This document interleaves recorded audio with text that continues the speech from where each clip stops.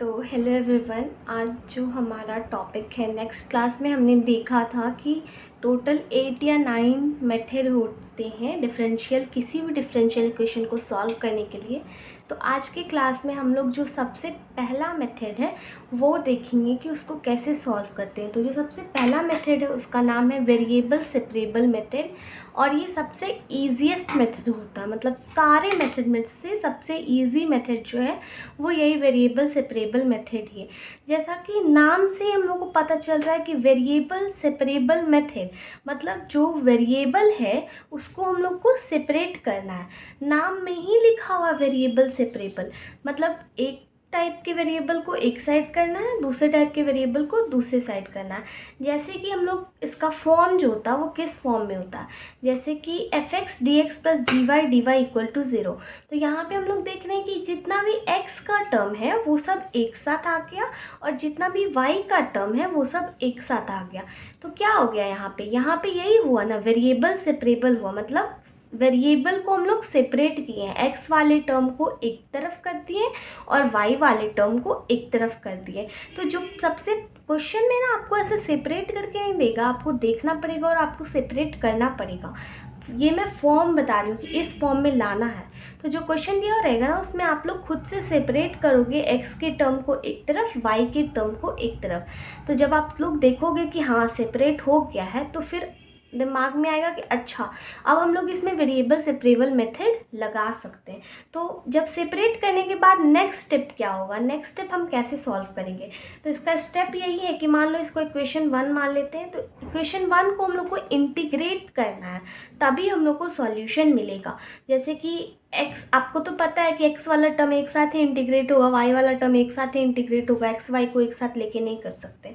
तो हम लोग इसको इंटीग्रेट किए, integration of F X D X equal to, ये इधर गया तो माइनस हो गया, minus integration of G Y D Y. तो इसको हम लोग फर्दर सॉल्व करेंगे। तो जो हम लोग के पास सॉल्यूशन आएगा ना वही हमारा हो जाएगा किसी भी डिफरेंशियल इक्वेशन, मतलब जो क्वेश्चन दिया हुआ है उस क्वेश्चन के का डिफरेंशियल इक्वेशन का सॉल्यूशन। जैसे कि हम लोग एक एग्जांपल के द्वारा देखते हैं। एग्जांपल क्या बोल रहा है, कह रहा है कि D Y by D X minus Y by X equal to 0। तो मैं बताई ना आप लोग को कि ना हमारे पास सेपरेट करके देगा नहीं, आपको खुद से सेपरेट करना होगा कि ये सेपरेट हो रहा है कि नहीं हो रहा। और अगर सेपरेट हो रहा है तो आप लोग इसमें ये मेथड लगाइएगा, वेरिएबल सेपरेबल मेथड। तो इसको देखते हैं ये सेपरेट हो रहा है कि नहीं। तो सबसे पहले हम लोग माइनस है उसको उस साइड भेज के पॉजिटिव कर देते हैं। D Y by D X equal to Y by X, ठीक है ना। अब हम लोग को x के टर्म को एक तरफ करना है और y के टर्म को एक तरफ करना है। ये हमारा y टर्म है ऊपर वाला, ये भी y है, ये भी नीचे वाला x टर्म है, इधर भी नीचे वाला x टर्म है। तो y को एक साथ लाना है तो डी वाई वाई बाई इस y को इधर भेज देंगे तो ऊपर नीचे दोनों तरफ y हो जाएगा, एक तरफ y आ गया, और dx को उधर भेज देते हैं तो dx बाई एक्स, ठीक है ना। तो हम लोग अब क्या किए, क्वेश्चन दिया हुआ था, क्वेश्चन को हम लोग देखे ध्यान से कि हम लोग इसको वेरिएबल सेपरेबल लगा सकते हैं कि नहीं, वेरिएबल को अलग अलग कर सकते हैं कि नहीं, सेपरेट कर सकते हैं कि नहीं। तो देखे कि हाँ हम लोग जो है वो सेपरेट कर दिए। D Y by D X equal to D X by X, D Y by y equal to D X by X. अब इसका स्टेप क्या था, सेपरेट कर, इस फॉर्म में हम लोग ले आए। अब जो अगला स्टेप था उसका था कि इंटीग्रेट कर देना, तो इंटीग्रेशन का साइन लगा देंगे। अब हम लोग इसको इंटीग्रेट करेंगे, सेकेंड इंटीग्रेट करेंगे तो यहाँ पे क्या आएगा, log y integration of D Y by Y, 1 by Y क्या होता है, लॉग y होता है, और यहाँ पे क्या हो जाएगा, लॉग x हो जाएगा। Log y equal to log x plus log c। मैं इंटीग्रेशन के फॉर्मूला का एक अलग से वीडियो बना दूंगी ताकि दिक्कत नहीं हो, बट इतना तो पता होगा सबको। log y equal to log, और हम लोग log का एक प्रॉपर्टी देखते हैं, जानते हैं हम लोग कि log m plus log n equal to log mn हो जाता है, ठीक है ना। तो इसी प्रॉपर्टी से यहाँ हम लोग क्या लिख सकते हैं, log x c लिख सकते हैं, log कट गया, which implies y equal to x सी।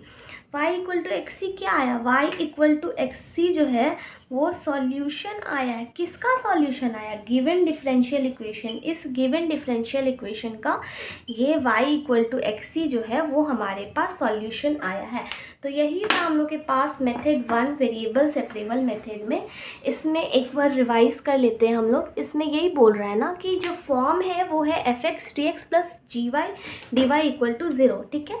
और इसका जो है क्वेश्चन दिया हुआ रहेगा आपके पास, आपको बताएगा नहीं कि ये कैसे किस मेथड से सॉल्व होगा। आप अपना दिमाग लगाओगे कि इसमें वेरिएबल सेपरेट हो रहा है कि नहीं, एक्स का टर्म अलग और वाई का टर्म अलग हो रहा है कि नहीं।